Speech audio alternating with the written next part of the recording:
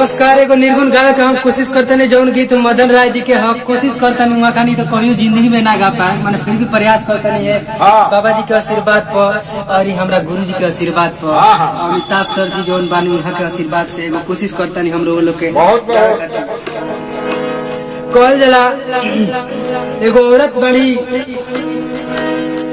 मरे के दिन आ गइल बा, काल आ गइल बा, ओकरा के ले जाए खातिर काल के देख के औरत रोतरी कि हम कैसे जाए, कैसे सजना का मुंह दिखाए, पूरा बिलखतरी कि हमरा के छोड़ दी, अभी से पछताव कर लेवे दी। लेकिन काल का करे, कालो के दावा का करे, कालो के तो खैर दया इबे करेला तो का करे, सृष्टि के नियम से बढ़ाइल बा। अब देखिए औरत दिमाग के का कहतिया, काल का कहता रे, काल के सुन और औरत के दशा सुन। बैठल रोवेले गुजरिया हो, चुनरिया में दाग लग गई।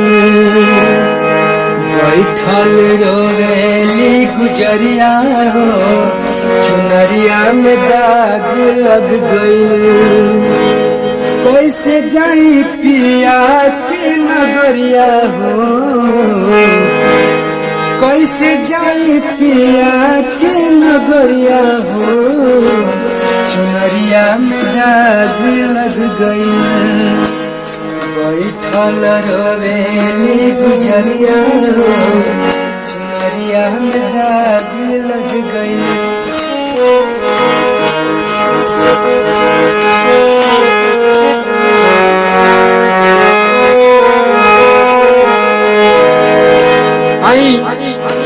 फिर का कहतरी अंतरा में का कहतरी,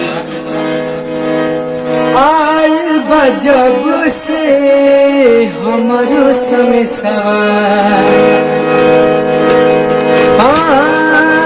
आइल बगवना के जब से संग सवार, जाए के बहमरा के पियावा के देसवा, काच बावे हमारो मरिया, चुनरिया में दाग लग गई। बैठल रोवेली गुजरिया हो, चुनरिया में दाग लग गई। नजर में तो बड़ा खेला कैली, पैदाइशी कौना जन्म खातिर भइल बा, मोक्ष के प्राप्ति खातिर भइल बा, लेकिन ये औरत के बुझाइल ना कि हमरा धरती पर का करे आइल बानी, हम का करतानी। देखिए आगे का कहतरी, नैहरा में 4 गो यार बनवली, दिन रात उन्हीं से नैना लड़वली। नैहरा में 4 गो यार बनवली, दिन रात उन्हीं से नैना लड़वली।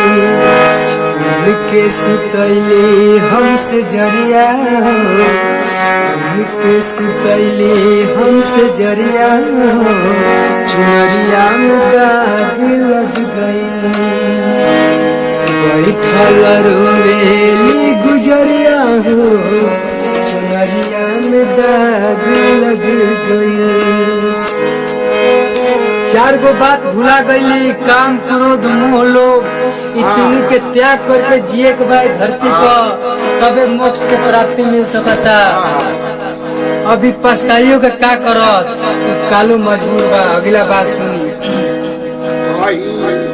4 बात सजना के हम भूल गईनी, का बात पछतात बानी की का कोई।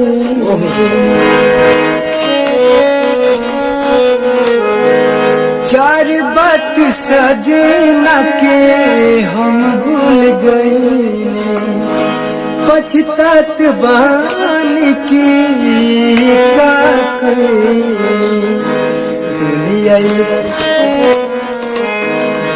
आइल हमारो दुआरिया, हमारो दुआरिया हो चुनरिया में दाग लग गई बैठल रोवेली गुजरिया हो चुनरिया में दाग लग गई। आई अब कल से पूछा तरी कि अभी दाग के हम छोड़ाई कैसे टाइम तो बचले नहीं खे दाग के छोड़ाई कैसे फूट फूट के रोवा तरी बिलक बिलक के रोवा तरी। अब उनकर आंसू पूछे वाला केहू नहीं खे। अब पछताइला से का फायदा जब चिड़िया चुग गई दाग। फिर कैसे दाग मिटी कैसे कहा तरी चुनरी के दाग दीप कैसे छोड़ाइबू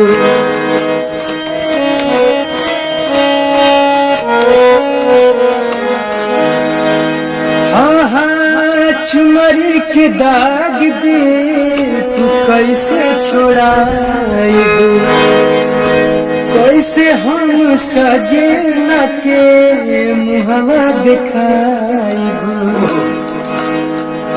अब किंग न मुँह देखा है सकल तो दिखावे लायक बानी ना नायका गायकार लोग नायका लोग ये सोची एगो लड़की बिया 4 गो लड़कन सब से मुंह नजर लड़ैले बिया आ धरा गइल बिया अपना मर्द से तब कहती है जब अपना मर्दा कैसे मुंह दिखाए कैसे दिखाई।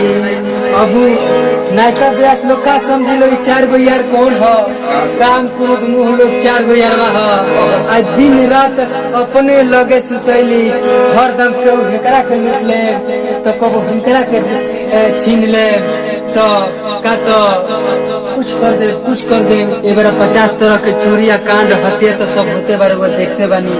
लास्ट में मरता लो जाए के समय में जब काल आवता भर धर से लोग गिरावता लो आओ बार सोचा लो हे भगवान इतना दिन हम का कहनी हमरा बुझाते नहीं कि का कहनी बुझाता का कि कुत्ता सियार खाली जगह कुत्ता सियार बाड़े सो बच्चा पैदा करके उन्हें छोड़ दिला सो अपनी के जीवन का कोनो टारगेट तो आगे का बड़े भाग मनुष्य तन पावा सुर दुर्लभ सत ग्रंथ में गावा मनुष्य के तन जौन बनल बा बड़ी भाग से मिलल बा आगे का भइल। आई सुनी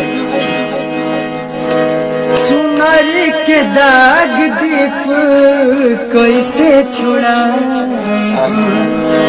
कैसे हम सजना के मुहवा दिखाइबू बरसेला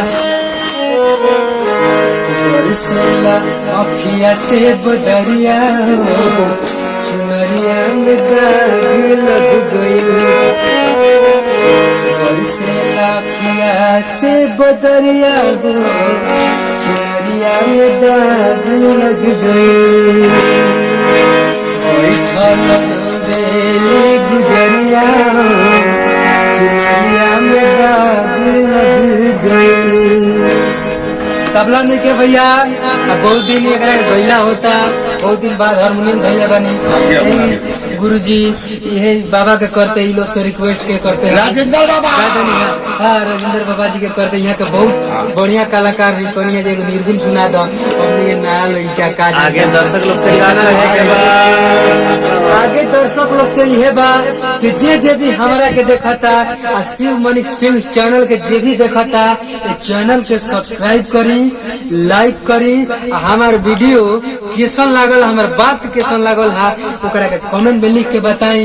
अब बेल आइकन जरूर दबावे से कि जब भी हम नया वीडियो नया सॉन्ग नया कैसनो चीज पर डाली तो सबसे पहिल का आइकन जौन दाबे नु अपडेट जौन होई नु सब रोगे पर लौकी तनी सब्सक्राइब करके तनी आगे बढ़ा दी।